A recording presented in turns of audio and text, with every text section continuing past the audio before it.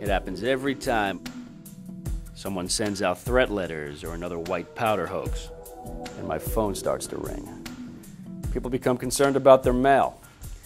This kind of stuff gets the headlines. But the real threats are things like identity theft or dumpster divers. Either way, we try to help.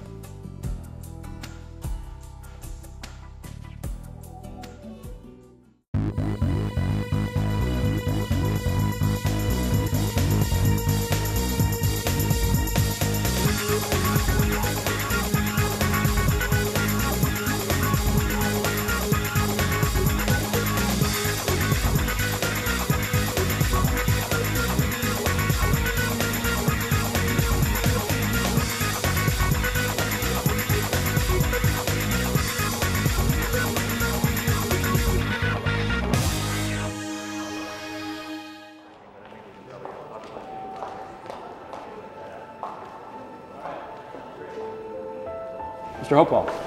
Inspector Goddard. Appreciate it. Niece. We certainly appreciate you guys coming out.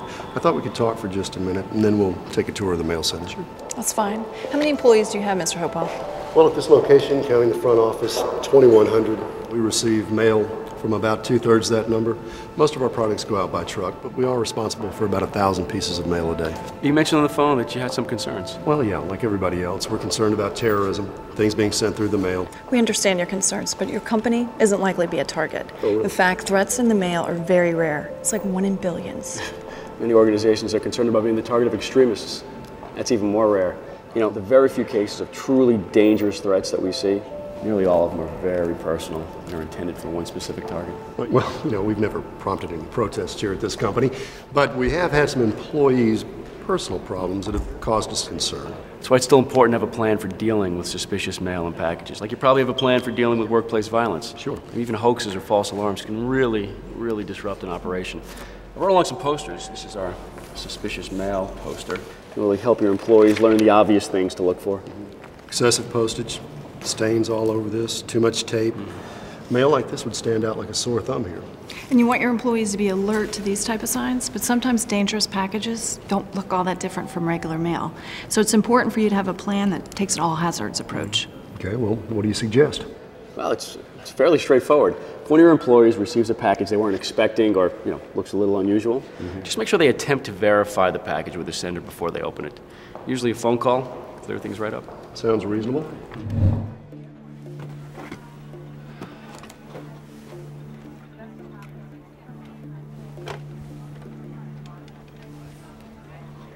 Stephen Ridge, this is Dan Annison at Bradley McMinn. I got a package here for Tom Farnsworth. He used to be a VP of ours, but he hadn't worked here in quite a while.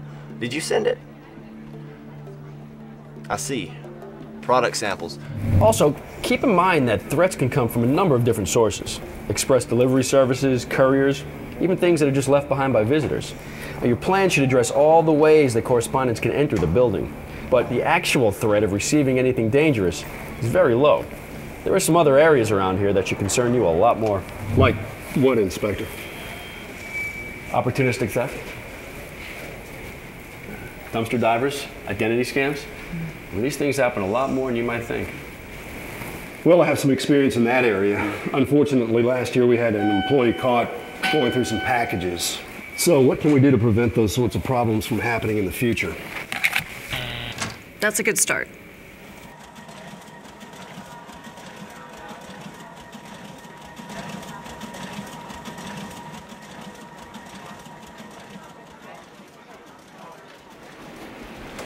We mentioned opportunistic theft. That can be things like employees pilfering small items like cash, gift cards, books, DVDs. Well, our employees don't typically handle much cash. It's a really good policy. Think about it. If someone's sorting the mail and they see a birthday card that's been mailed from out of state, there's a really good chance there's going to be something of value in there. Maybe a gift card. It'd be really tempting, especially for a new worker or temporary employee. You know, that's exactly what happened last Christmas. What can we do to stop that from happening again? You can ask employees not to receive personal mail at work. You can install security cameras. Employees are less likely to be tempted that way. Okay. Completely understand. We'll do our best to get it out, but like I said, there's no... Hey, hold up a second. Where's this go? Sure thing. Hey, don't allow any mail or materials to be taken out the back door. It just makes it too easy to smuggle things out to a car or to an accomplice. Okay. And be very careful of schemes involving trash containers. Yeah, don't ever allow mail or boxes to be discarded directly into the trash. We arrested a guy last year. He was just throwing valuables into the trash, and he was simply collecting them from the dumpster after hours. Unbelievable. Yep. Yeah. You also want to keep your purchasing and your mail center functions separate. You don't want your employees to be able to order merchandise and then intercept it when it comes into the building.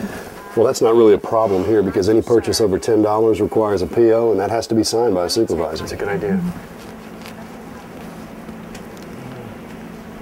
Oh, see your postage meter? We suggest you treat that like an ATM. Why? I mean, who wants to steal postage? Oh, you'd be surprised. We caught a middle-level manager last year using his company's postage meter to promote a new small business he was trying to launch. It may not sound like much. He was sending out hundreds of brochures and materials every week, amounting to over $10,000 before anyone got wind of it. Well, even if we installed cameras in here, we couldn't stop that. I mean, our employees meter hundreds of pieces of mail every day, and frankly, there's nothing suspicious about it. Well, there's an easy fix for that. Just compare your outgoing mail volume with your postage expenses every month or so. And once you know the average for both, any large variation will really stand out. Okay. Well, that's pretty much the tour. You guys want to go back to my office? Yeah, sure. You're not mailing out wine, are you? Oh, no. Someone just used that for repackaging. Reusing boxes is fine, but markings for non-mailable items, they're going to be removed or completely marked out. And no mailing of alcohol, beer, wine, liquor. It's illegal and potentially dangerous. Okay. Colby, could you do me a favor and plaster over the markings on that wine box? Sure. Thanks. Well, we've gone through all the aspects of our security survey, and overall, we think you're in good shape. Physical security of your building is excellent. And our only suggestions are operational or involve reducing opportunities for crime. Well, that's nice to hear, but what about the areas where we need improvement? Have you given much thought to identity theft? Actually, we have. You mentioned dumpster diving earlier. We have a policy here that all discarded mail go to the shredder before it goes to the trash. And after your suggestion about the packaging, I'm going to implement a policy that all boxes be broken down as well. Good. That's really good. We did notice that your employees have access to the personnel database. Yes, they do. Is that a problem? Well, it could be. It could be an opening for ID theft. You might want to consider limiting the number of employees that have access. And it'd be a really good idea if you separate personal information, like home addresses, social security numbers from the company directory. I don't believe there's any personal data in that database, but I will check with HR just to make sure.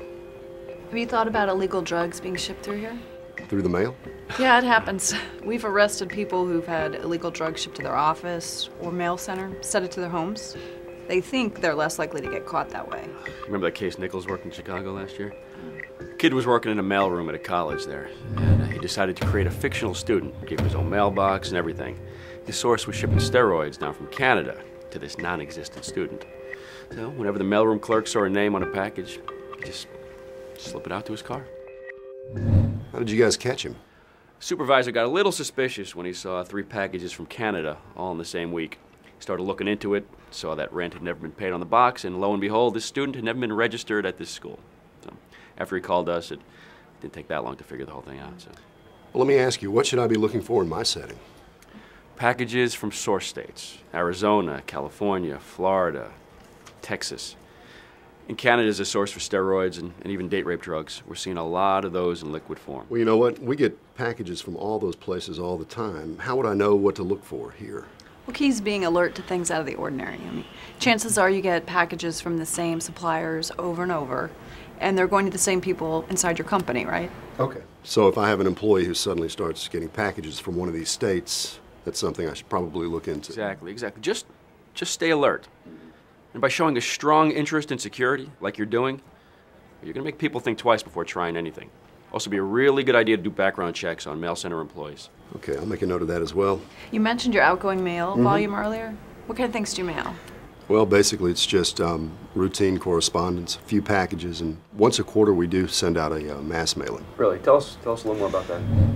Well, we send out product samples to potential customers, and we use mailing lists, a couple 100,000 pieces at a time, but we only do that kind of volume like once a quarter. These type of mailings are a concern. And we've had people mail out samples of their products, like sports drink powder mixes, other liquids and powders. If they're not properly packaged, they can leak out and cause customers or mail handlers to be concerned there's a hazard. Well, we do send out some small powder samples. Are there any guidelines for packaging? Oh yeah, proper packaging it's a big concern. You need to label your samples clearly on the outside. This way, if there is a spill, they can be easily identified. And many mailers are even putting their company websites or telephone numbers on the outside of the mail pieces. Just makes it easier to contact you if there's a question. Ah, yeah, great. That looks perfect. You might also want to notify the Postal Service before doing a mass mailing that raises any concerns. That way we've got you in our system and can quickly clear up any problems. Okay, I'll make a note of that. What else? Talk to your marketing department, your company's ad agency. You wouldn't believe some of the clever marketing ideas we've seen. My favorite is an ad agency in Cleveland who sent out fake hand grenades. Their slogan was, "This sells the bomb," or something. Well, I'm sure somebody thought that was a clever idea, but they obviously didn't think about the people who'd be opening those packages. I notice your company requires ID badges. That's a great idea. What do you do about vendors? Well, our vendors have ID badges that we control, and any visitors have to sign in at the front desk, and then they're escorted around the building by an employee. We think you're on the right track, Mr. Hopewell. I'm going to talk to our management group about the cameras. We have a fairly high turnover rate. Most of our top executives started in the mailroom, but we do also have a lot of young people, and it's just better to be safe than sorry. You know, think about those background checks, and remember to limit access to that loading dock. Well, I'll take care of that this afternoon. I never realized how easy it would be to pilfer mail that way. Glad we can help. Right. Give us a call if you have any questions or just concerned about something. I really appreciate you coming out. You've been a great help. I'll escort you out. You can get more information on mail center security on our website, www.usps.com/postal inspectors. Look for our suspicious mail poster, which is free to download. It is also included on this DVD and can be accessed on most computers.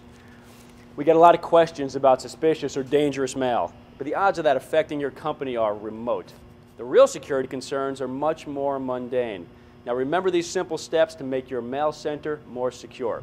Number one, make sure that you have a plan for dealing with suspicious packages. Before opening any package that seems suspect, verify the contents with the sender.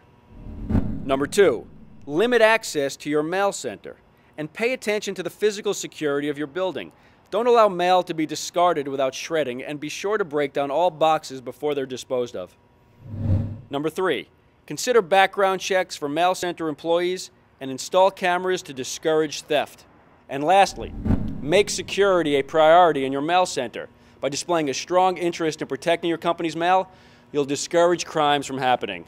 By taking these simple steps we discussed today, you can reduce losses, increase security, and avoid liability to your organization. Now remember, security is everyone's concern.